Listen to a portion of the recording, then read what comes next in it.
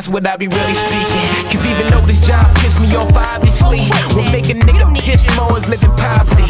Obviously I gotta work, suck it up and give a smirk, smiling even though it hurt, and see my boss a fucking jerk. They call it a paycheck, it's really disrespect. That shit's so low I can't afford to call collect, and that's badder than Mike Jack with the White Sox. I'm steady slaving for days, just give me one day.